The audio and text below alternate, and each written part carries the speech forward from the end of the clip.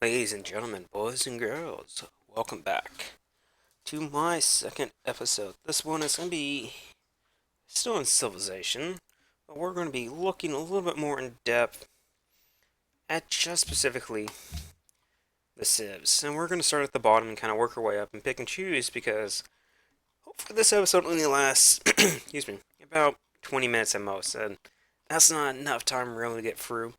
And if you guys want, I'll do a more in depth review of these guys. But we'll start at the bottom. First off, apology if I butcher any of these guys' names or ladies' names. And if you know exactly how to do it, please tell me. Now, as I said, we're going to pick and choose because a lot of them, because I did a quick skim through, kind of a repeat necessary of each other. And I haven't had a chance to play all these guys, but I can give you a pretty basic idea of how they're going to play as I played against them. So, again, this is not for online because a player is different than a base programming for the AI for an NPC. Excuse me, I seriously got something in my throat, and even drinking is not going to get rid of it. Excuse me. Alright, let's start at the bottom. With China, Art of War, leader is Wu Zetian. Again, apologize for this. This is a very military one, as you can see, for great generals, which is a military. Great spawn rate. But the downside to this one is late game, a lot of the units can move very far very quickly. And a general doesn't have as great of a movement distance. I'm going to have to cough here real quickly. Excuse me, sorry about that. So, this character, Civ, is good for mid and early game. Late game, if it's a slugfest where you guys are slowly pushing in, then yeah, those generals will be good. But otherwise, that general's only good for defensive purposes. So this is a more cultural, almost oriented, where you're using your golden age to move places. Retains 50 hap with William from the Netherlands, Dutch East India Trading Company. Retain 50% of happiness, benefit from a luxury resource if your last copy of it is traded away. So what that means is, as you kind of saw, and if you watched my first episode, I know it's kind of long. Well, my next one, when I go back into it, you'll see my happiness, and I'll go over it, and I'll show you guys if I have any luxury resources, how they reduce happiness. And basically, every luxury resource you have usually gives you +4 for the first one. After you get multiple copies of them, it kind of changes a little. But for the basic, it's 4 happiness per resource. So with this, you get 50. So you don't get 50, but you get 2 no matter what. You will always have 2 happiness for every luxury resource that you've traded away. Well, if you trade the last one away. Let's be clear on that. So he's very good for pushing his golden age quickly. Constantly getting golden ages. Because more happiness you have, the quicker the golden age comes. Alright, Washington. The Americans manifest destiny, blah blah blah blah. Very good, general, well-rounded one. Doesn't have any major strengths or weaknesses. All land units, military units have a +1 sight, which is great for scouts. Range-wise, it doesn't really make a difference. Range is range, sight is sight. If they were coordinated together, yeah, that'd be great, but as it is, they don't work together like that. So, they are different, but still good. Now, your 50% discount when purchasing tiles, that doesn't really help a lot of times in the early game because you're still trying to get yourself set up, trying to make sure you have a steady flow of income. So mid to late game, that's really great, especially if you want to get your cities up and going real quickly. Prop down your settler, buy all those tiles up real quick. And it's 50% discount. So that's why mid game is pretty good, because sometimes you're still having a little hard time with your income. Early game, if you have a really good income going real quickly, then yeah, it's probably a really good thing. Alright, Theodore the Byzantine. Choose one more belief than normal than when he found a religion. This is for your religious ones. We'll go a little bit more in depth on religion, probably in a episode or two, in 2 episodes, because it's a little more complicated than I can just explain with my time I got here. It almost takes its own separate video to truly understand this entire process. Alright, so we got another military. He's more a naval guy because of his setup here. Alright, Shaka, if you do play against him, plan to be defensive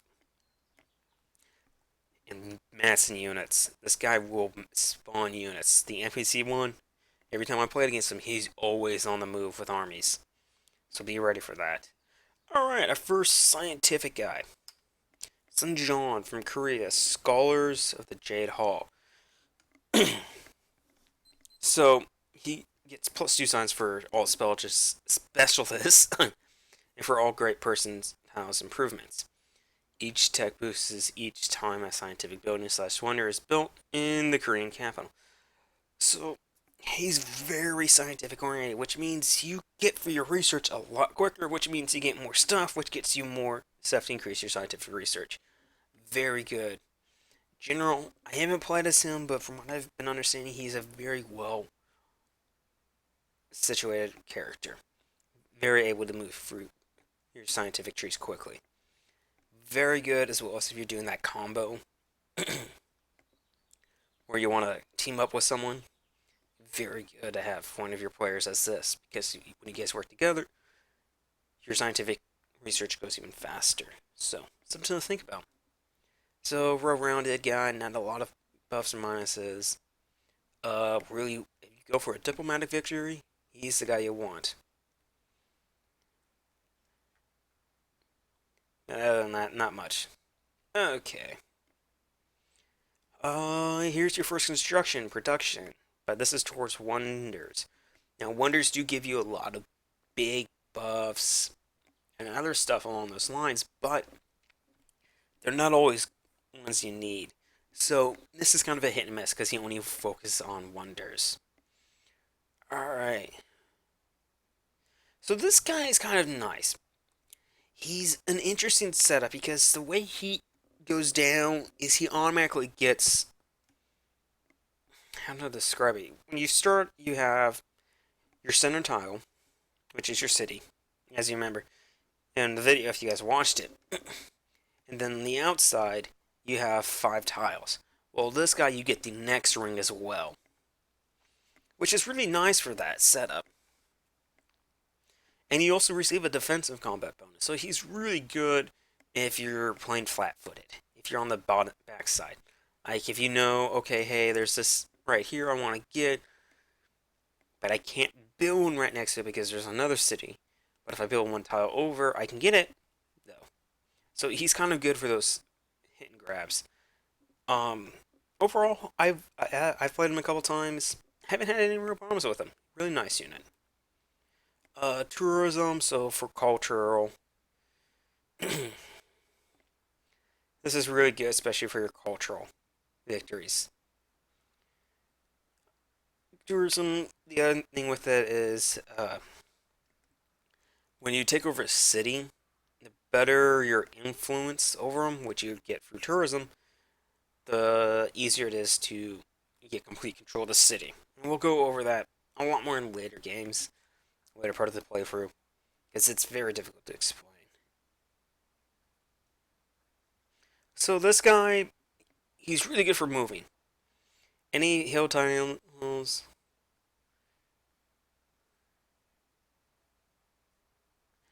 and roads, well, again, he is the Inca. Sorry, I was reading over it just to be sure I was reading it correctly. So this guy's good for building your road networks. Again, the Incas had one of the most elaborate road systems out there. So it was really good for that. And it was able to do all this. He's able to move stuff real quickly. It's the best way to describe it. Alright. After research your journey, see a bonus great person at the end of every miracle calendar. Okay. So, this guy is, iffy. The reason being is the longer the game goes, the more great people you get, but you can only pick each great person once. So once you get through all of them, it's, So it's kind of pick and choosy with him. So I wouldn't worry too much about him. Japan, we kind of covered it with the first one, but that was really late in the video. Pretty much basic is really strong military simply because every unit, no matter the damage it takes, still fights at full strength. Excellent for that. Nebuchadnezzar. Science. Just science. He's really good for science. Now they get one of the team up.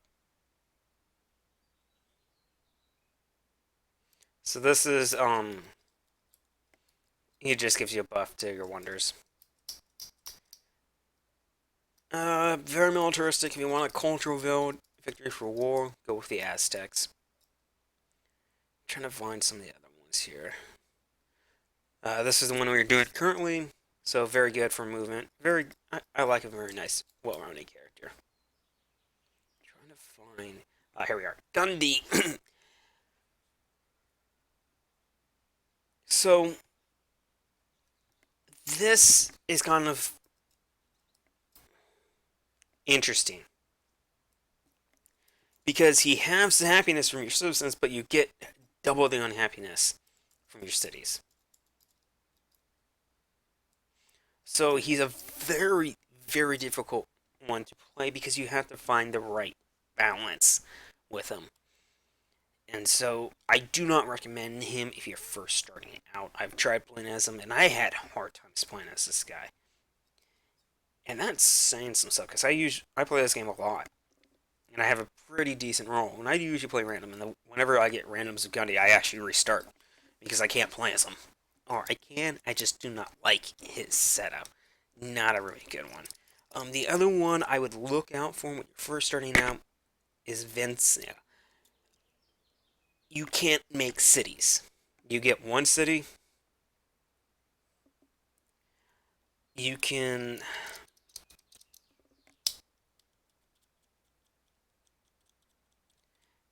The best way to describe it is you can conquer a city and turn it into a puppet. But other than that, you don't get any more than Vencia. That's it. So he's a very difficult one if you don't mind doing a single city build. But other than that, yeah. Elizabeth is Navy. There's someone. Oh, she's down this way. It's Isabella?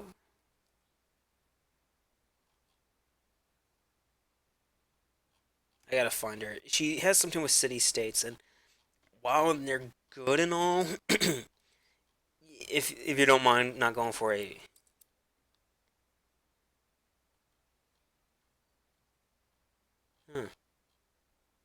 I think it's Catherine. But I could be wrong.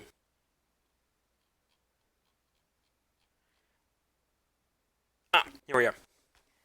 Maria Theresia. You can spend gold or publicity. Spin your eye for 5 turns. So what this means is, this will be probably my last one I'll cover. And I might do my next episode on covering a few more of these guys. But her big thing is you can buy city-states and take them into your own territory. It's the basic of it. Really interesting as long as you're not going for a diplomatic victory. You need city-states for a diplomatic victory. So, if you're going for that, do not play as this person. Because you're just going to buy up all the city-states, and then you're going to be up the battle without any allies to call on. Because it's very difficult, I found against my NPCs, to keep them happy. Because you usually will either get wonders they want, or you control territory they want. Even if you keep yourself to a very small contained area, and when you build a couple wonders, they still hit you for stuff. So, this is pretty much it. Faith. Bismarck's another military one. We'll go a little bit more into it in the next episode, but as I said, I only got a little more time left before I want to stop this video. And I've already wasted about 15 minutes of your guys' time. I don't want to waste any more. So, until the next time, I am the Fallen Demon. Sign on the dotted line.